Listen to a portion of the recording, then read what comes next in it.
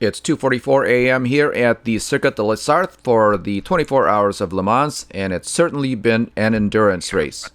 Welcome to Driving Immersion. This is the immersive racing experience. Studio 397's Le Mans Ultimate is the best detailed simulation of the World Endurance Championship. This is a continuation of our full 24 Hours of Le Mans series. We will be racing in Le Mans Ultimate using as much of its simulation factors to be as close to the racing as possible. We drive from the cockpit using a Fanatec CSL DD Plus wheel and load cell pedal set, without any assists except for what exists in the car. There are collisions and damage, tire wear and fuel use, including virtual energy. There's plenty of racing to come. Click on subscribe now so that you don't miss out on any of it. We are in the pits once again, preparing for our 14th stint. Only the second stint for the staggered set of tires that we have, with mediums in the front and softs in the rear. And we had 1 gallon of fuel extra from the last stint, so we're going to reduce our fuel ratio down to 88% or 0.88. Like that, just adding fuel and virtual energy. This will take 40 seconds. No repair, no tires. There is a crumpled front end, but right now it's not requiring any repairs. 13:46 left to go. It's 2:44 a.m. here at Circuit de la Sarthe. And we currently hold first place by 98 seconds. Here.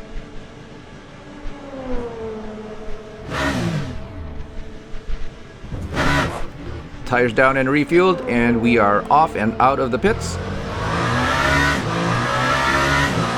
Again, we rejoin the race in first place. We are 80 seconds now ahead of the number 2, number 36 Alpine of Nicolas Lapierre. The number 3 Cadillac now a little bit further back by about 11 or 12 seconds. There is the Alpine, and you can see here that he's got to drive through a pretty big crowd this late in the night. Tires warm up.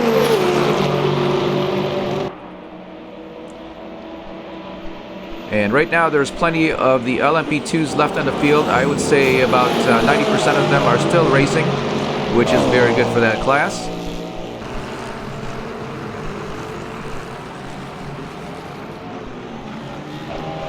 This is the number 3 Cadillac of Renger van der Zande.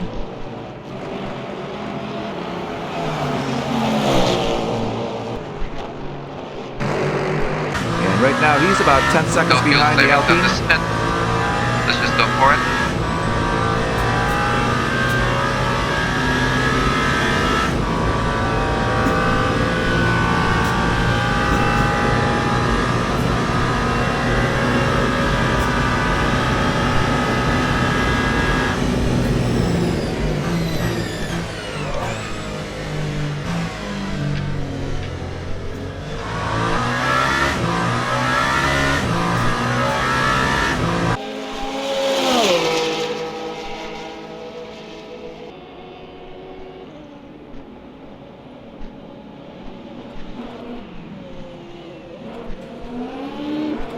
We have a look here at the number 11 Isotta, driven by Carl Bennett. Currently in 5th place, he is a lap down. And now up to the number 35 Alpine, also a lap down from the number 8, number 36, and then the number 3 Cadillac. And this is how far back he is. He is just coming now through the Mulsanne corner.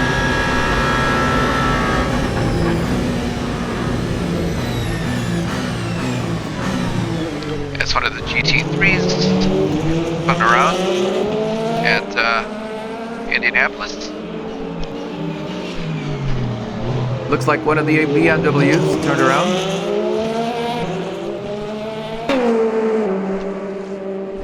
Gonna turn up our traction control to save the tires in the back.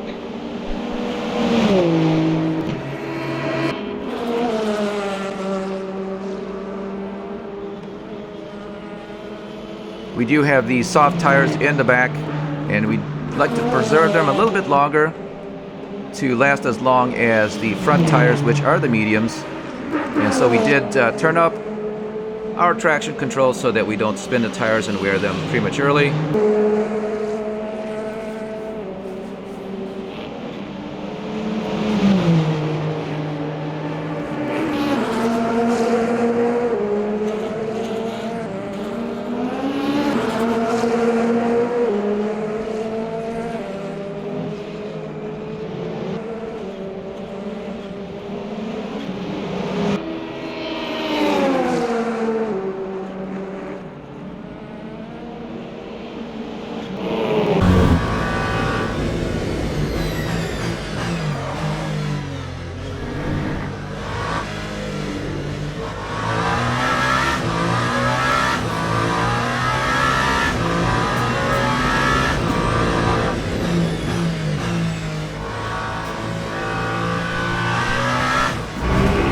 The stagger setup is actually acting very well.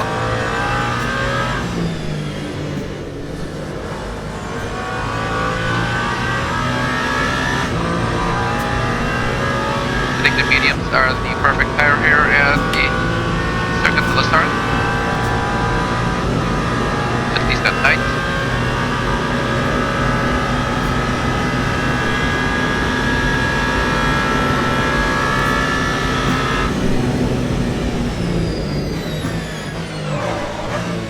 Still too hot.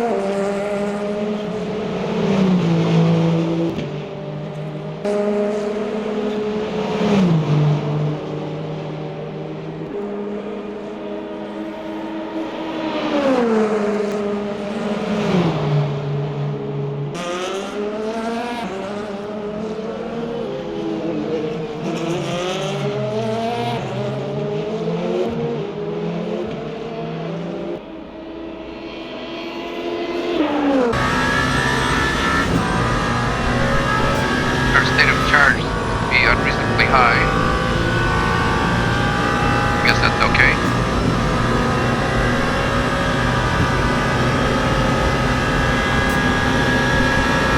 Displayed on the HUD are the cars around us right now, and that is one of the LMP2s just in front of us.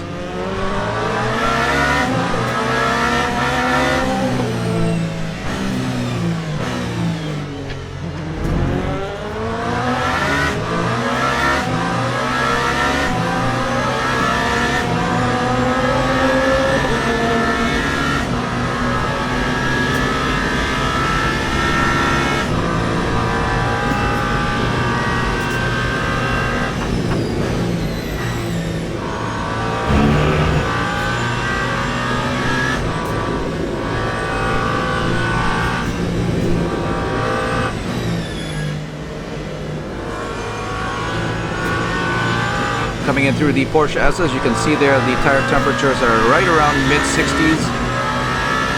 And during the daytime when the sun was out, our optimal temperature was about 67. And right now at night we have them down to about 65, so not too bad.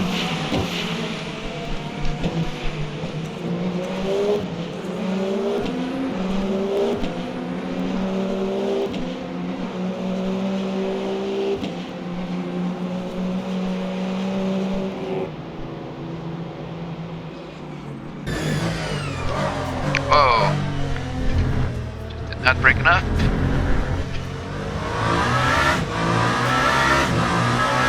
Having another quick look at the tires, you can see there what happens when you lock up the brakes. You can see they rose up to about 80 degrees, at least the left front one did.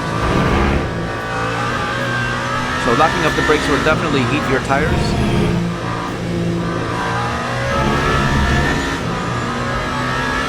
And of course that leads to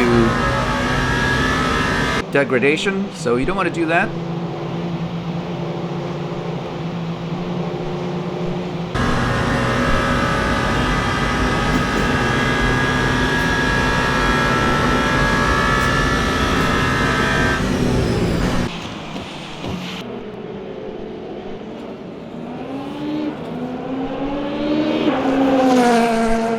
86 GT3 Ferrari. Little touch there to the Ferrari.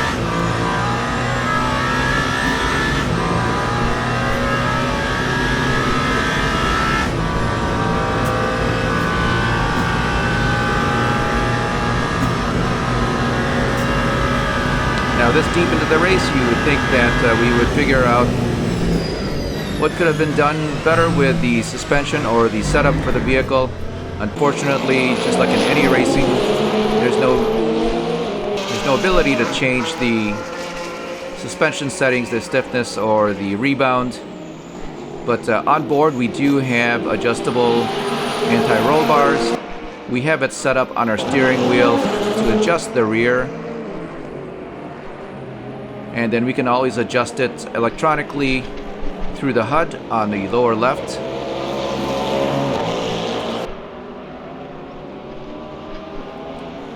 But again, this far into the race, the setup is actually very good.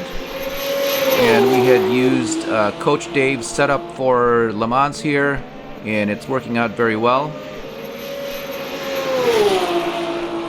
We did increase the tire pressures at the beginning of the race. I believe all of these setups that are standard or preset always start out with the lowest air pressure, which is about 19 pounds. And we had brought ours up to about 21 and a half.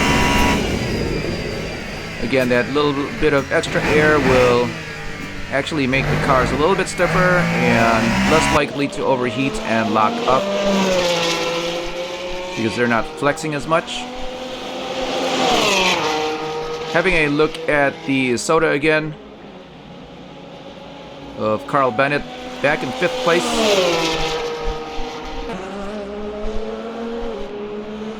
Continuing to have a good run in the past few hours here at Le Mans. The car has been fault-free and accident-free.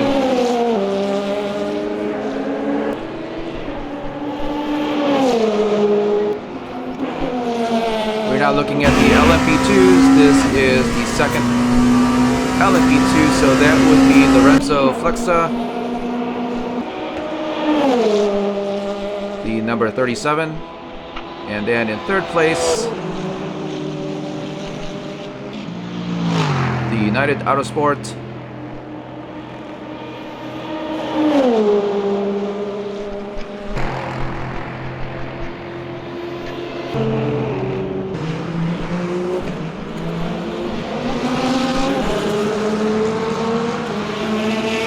we've had a viewer ask about the rest of the cars during the race, like the LMP2s and the GT3s, and it's simply a lot of cars to keep up with for a full 24-hour race. Unfortunately, we do not concentrate on the rest of the field. It's nice to have a look at, and sometimes the competition is actually very good. There is a car in the distance. We will in the future have different races here in Le Mans Ultimate using the other classes of cars in different tracks.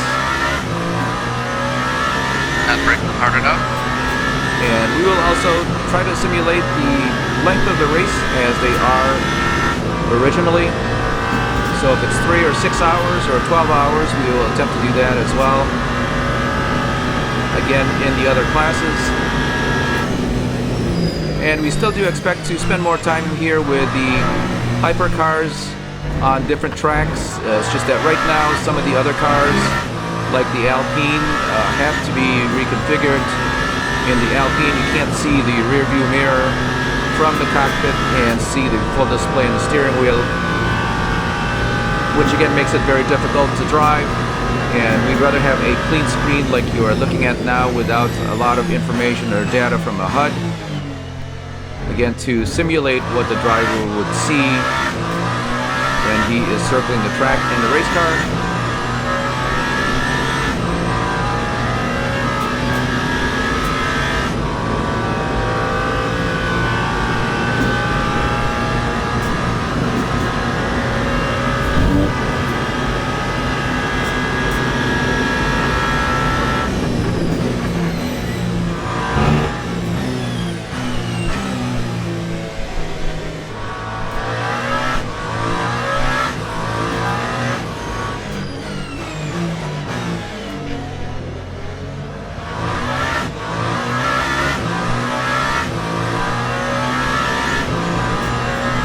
expected, we're not seeing much of here at Le Mans this weekend is the weather.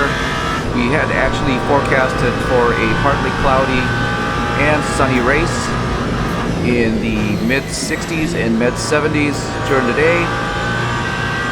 So no rain expected.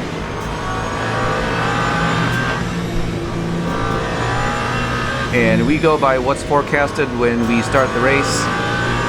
We could configure so that there is weather.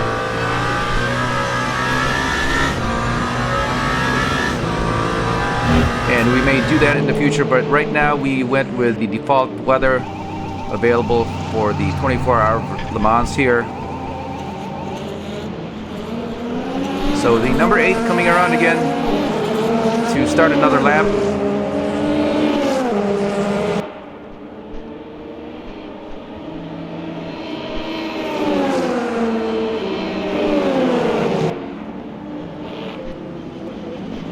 The lead over second place is 75 seconds. Third place, 87 seconds.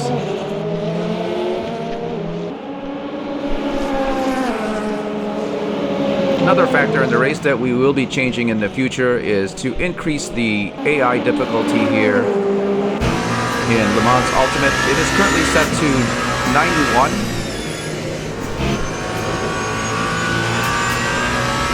Very good lap. And while we were practicing here at the Circuit de la Sarthe, 91 got us very close to the time of the other vehicles. In fact, our timing was about 3.5 seconds behind the lead or the fastest car. But the level of attrition here, knocking out a lot of the competition, had made this race a lot easier than we had hoped or planned for.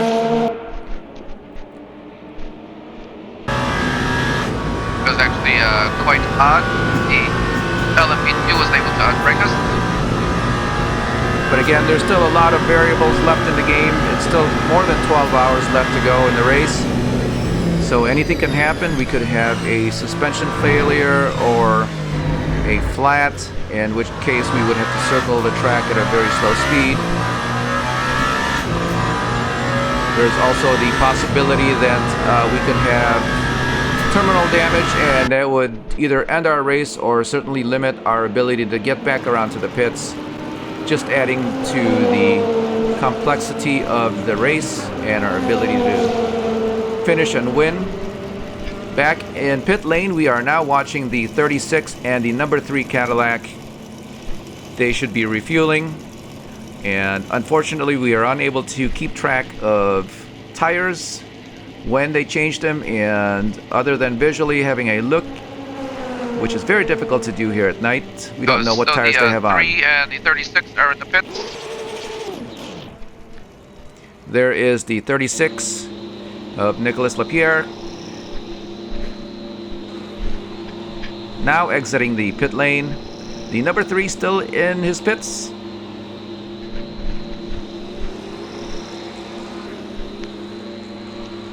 And unfortunately, at the time they came in, we don't know how far apart they were. And the 3 is in there a little bit longer. 10 seconds. So we're able to see from the cockpit how long they are in the pits by just having a look at the HUD on the upper left of your screen.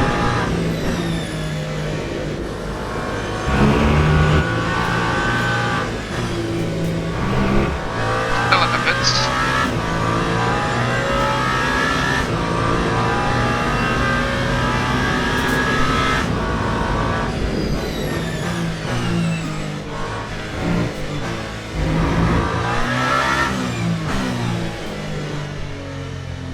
Catch up here on the track.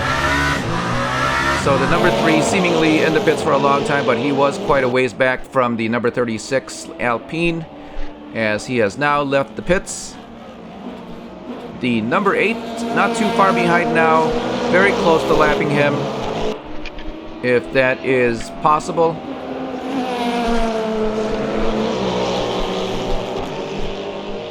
Coming around Tetra Rouge for the number 3.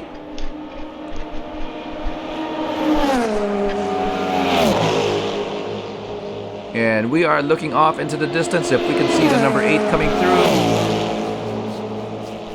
As we approach the first chicane, there is the number 8, now exiting Tetra Rouge. Number 35 now in the pits.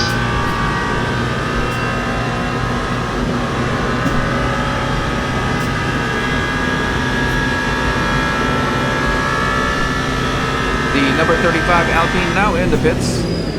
Again, he is in 4th place. 1 lap down.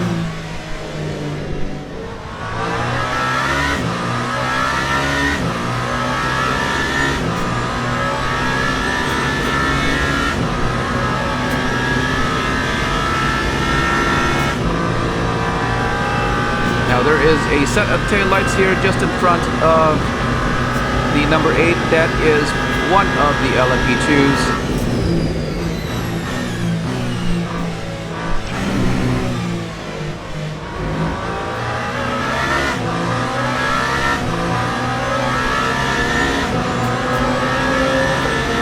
So exiting the second chicane, we have one more LMP2 in front of us before we get to the number 3 Cadillac. And he is now about 13 seconds ahead at this point.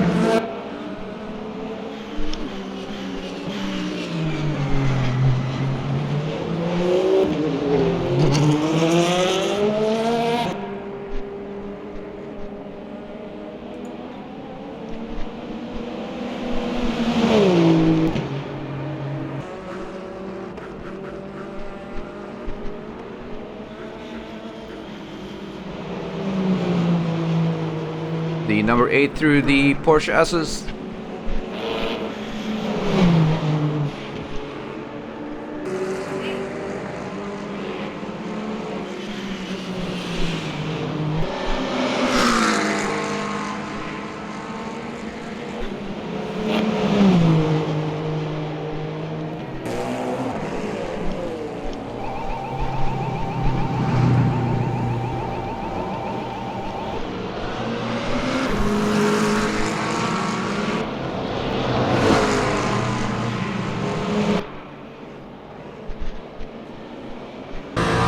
Good lap.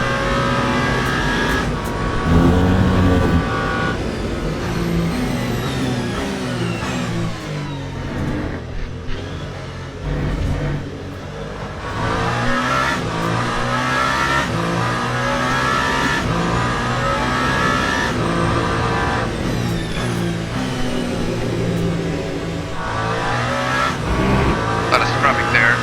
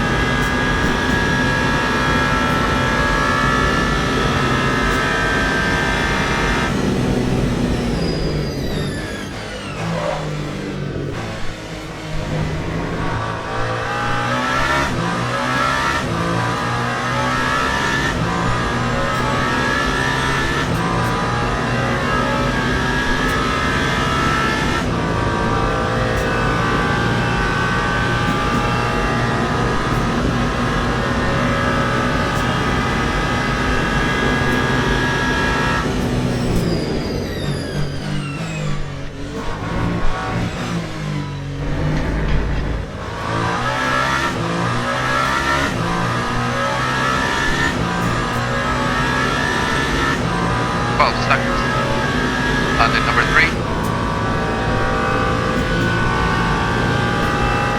So we are catching up to the number 3 Cadillac. who is ahead of us on the track, but behind us in the race.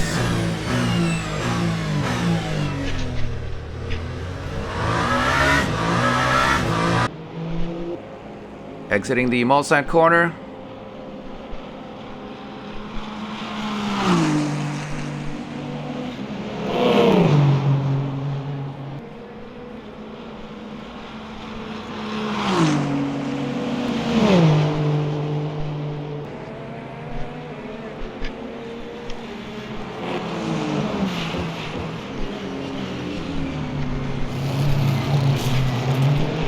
That's the same Ferrari.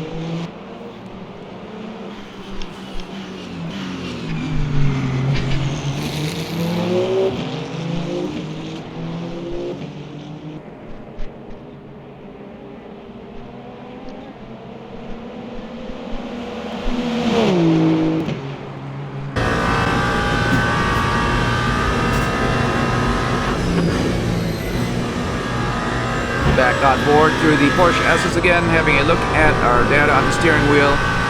On the last lap, we used 8.4% of virtual energy, and that is quite a bit. So it is very high, as we are not in a fuel-saving mode during the stint. And while the tires are still good, we are trying to go ahead and try to make up some time on the competition behind us. Again, very clear track here late at night, early morning, so we might as well take advantage of it.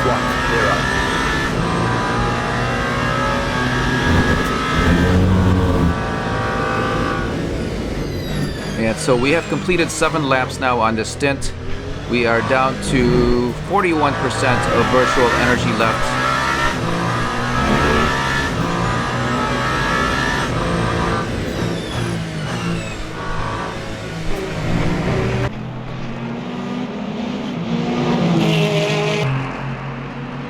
So around the Corvette once again through Tetra Rouge.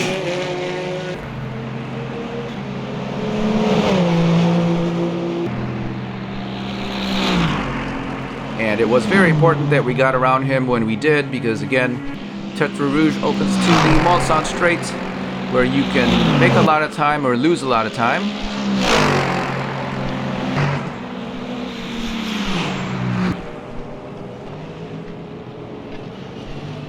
And just ahead of us, another one of the Lexus, still running on the race.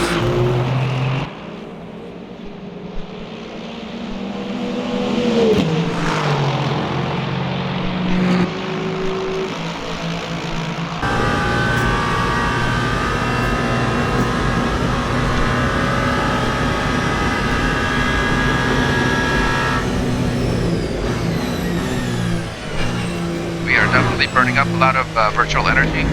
8.46, that's a lot. And right now we are down to 38.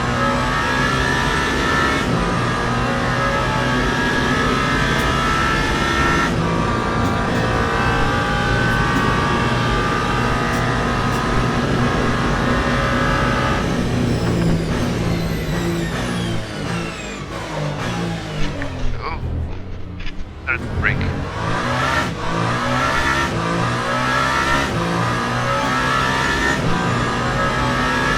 Now, one of the repair options that we have when we come into the pits is to actually replace the brakes.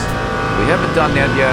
We are about 12 hours into the race, and our front ones are still 100%, the rear ones 99%, so not something that we expect to have to be doing. But again, another one of the variables, if the conditions arise, don't know how much time it would be to replace the brakes at this point.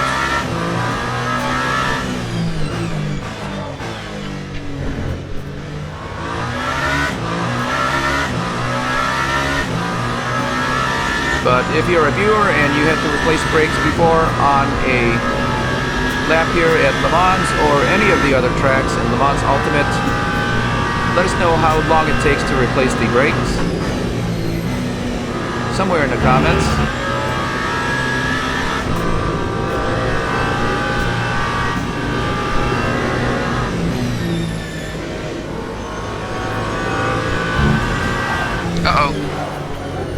A little off there, but we're able to catch the car with full-on brakes. Caught a little bit of the curve on the inside.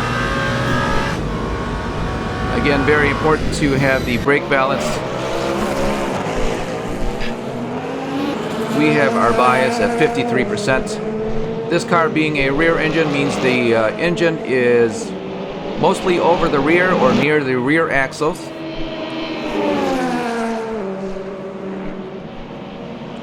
But a lot of the braking is done with the front tires, as the weight transfer will go to that axle once you apply the brakes. So we do have it biased to the front, but not so much that they will just lock up and the back ones don't do anything at all. And that is something that you may have to adjust as you drive through the race or set up during the practice sessions.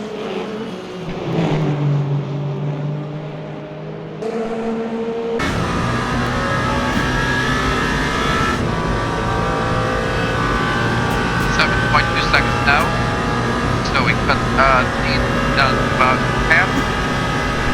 It was 15 seconds when he came out of the pits. Well, once again, we are catching up to the number 3, but back to the brake bias, like the hard. Man. 911 GT3 to Porsche, because the engine sits over the rear axle. There's less weight of the vehicle in the front.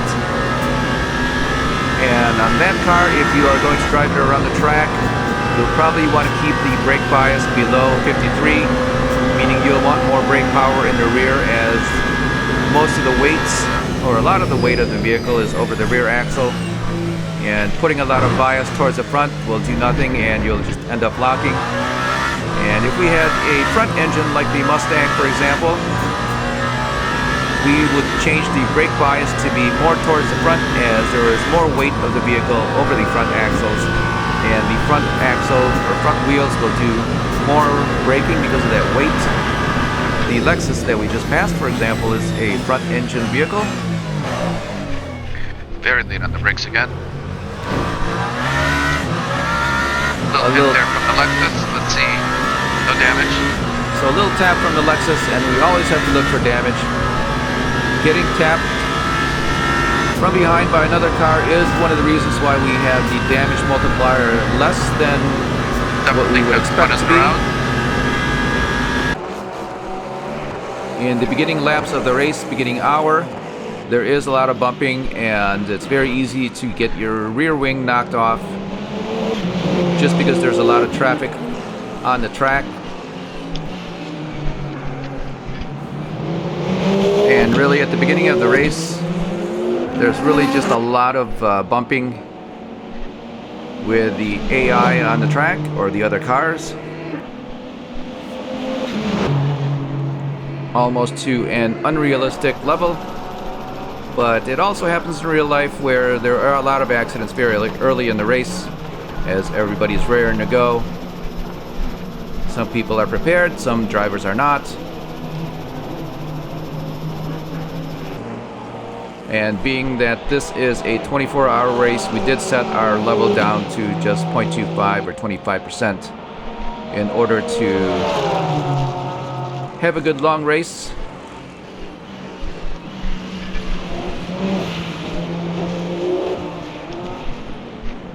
Coming around again to finish another lap here at the Circuit de la Sarthe.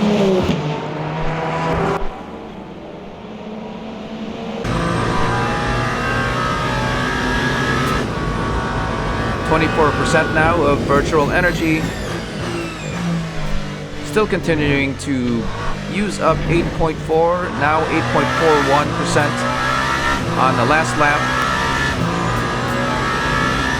And we are working on our 10th lap, so 3 laps left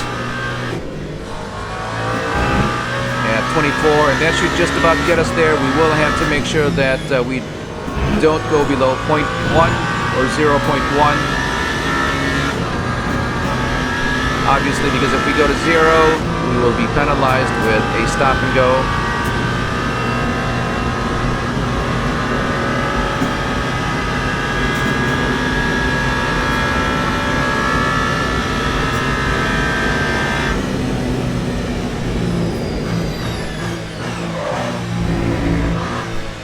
So at 24%, you have 3 laps at 8%, but right now we are burning 8.4.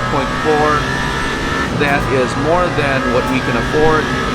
If we're going to go 3 extra laps or 3 more laps, that's lap 10, which is what we're on now. Lap 11, which is the next one, and then we come in, that will be lap 12.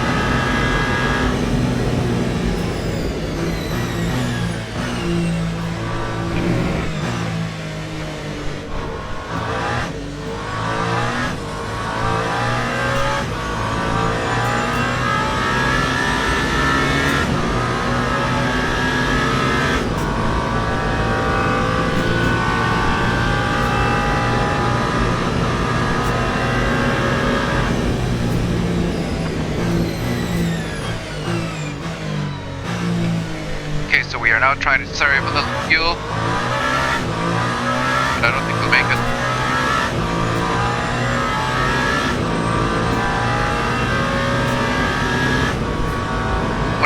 Virtual energy left,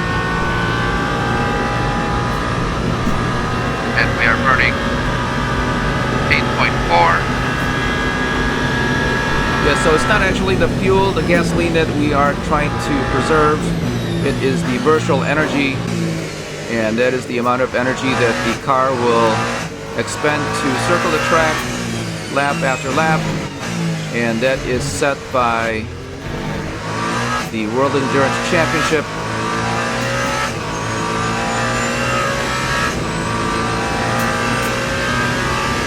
Again, we have to make sure that we don't go to zero on the virtual energy.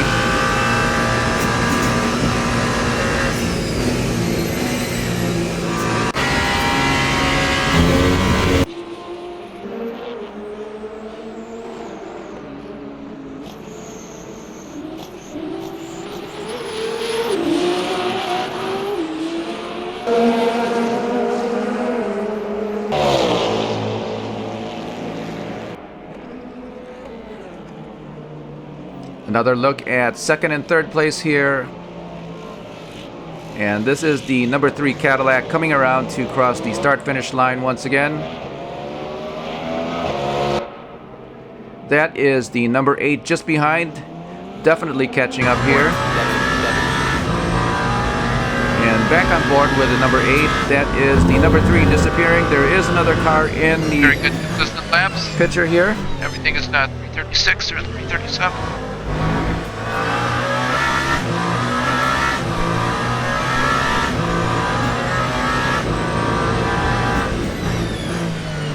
That is the Cadillac up there.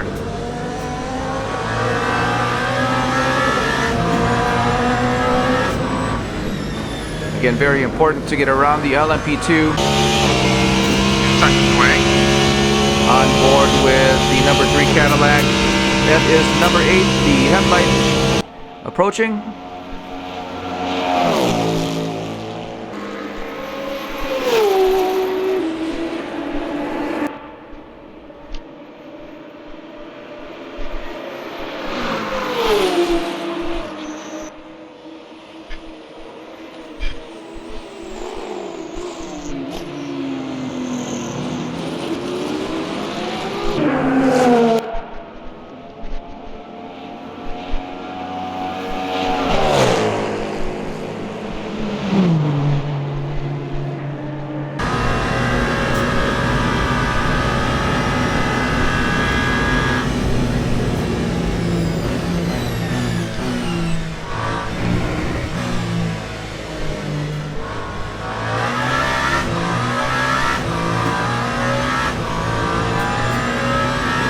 A lot closer now to the number 3. Again, once the car is in sight, you tend to drive faster and make up more time. Coming in through the Mulsanne corner for the number 8. The number 3 just disappearing there. Oh! And the number 8 goes around. A little too fast coming into the Mulsanne corner. Hopeful that we can catch up. Perhaps braking a little bit too late with a lot more weight in the front wheels than rear wheels, and that caused him to go around. And now the number 3 just disappeared into the night once again. So that should have cost about 7, maybe 10 seconds on the track.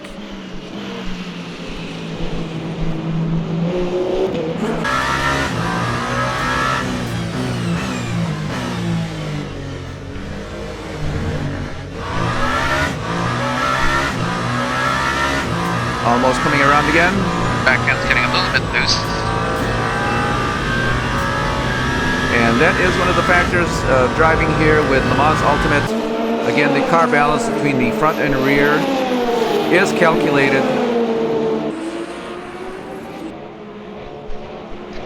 So if you are going in too hot and too deep into a turn with more weight in the front tires, the back tires will be less weighted.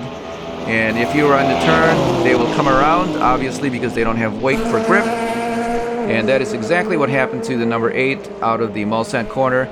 That was very deep into the turn, and it was almost time to accelerate out. However, it was a result of braking. And that is just from the experience of driving many hours here in Le Mans Ultimate. Back with the number 3. 3.89. Just disappearing in the distance. Okay, we are coming in at the end of this lap. I think we are just that lap short. So back to the data on the steering wheel. We are using we're up. not. Wow.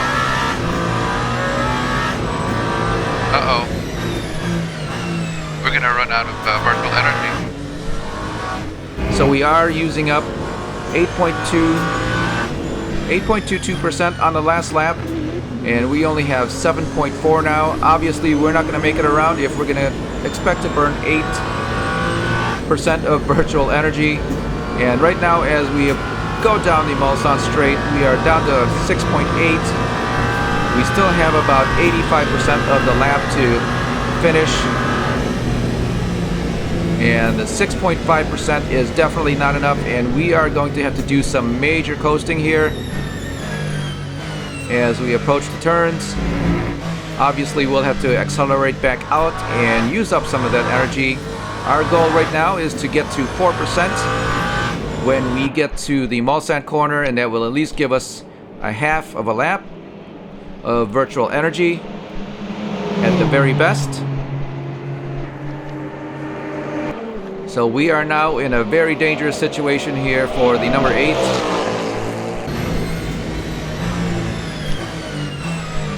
Need to be at least at 4 when we get to exit out of Arnage or the Mulsanne corner.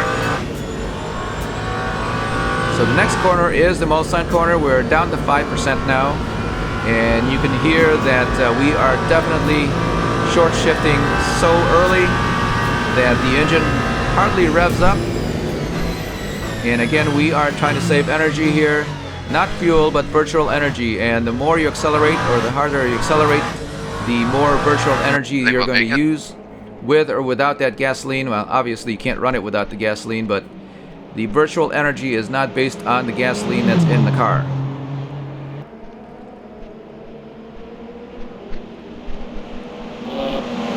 And right now we are trying to drive the car in the highest gear possible that we can, as early as we can, so that we don't use power to the wheels as much as possible. Third gear out of Indianapolis, and we will have to drop down to first or second gear here in Arnage. But again, climbing up through the gears as soon as we can. 3% left of virtual energy. Can't let it run down to 0 or else get penalized. We will still have to drive through the Porsche S's, which starts here just to the right. And right now 2.3, so it looks like we are going to be able to make it.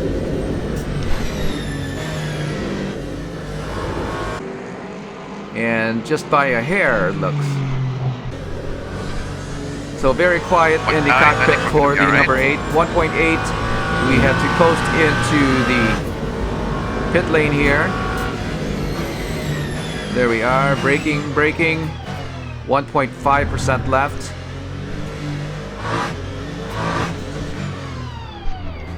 And there is pit lane. So we did make it into the pits with 1.4% of virtual energy. 1.4%. Very close to running out. So once we cross the start finish line here, we can get a calculation of how much virtual energy we used on that last lap. It's got to be in the low 7s. Let's see if we get another look at the steering wheel display.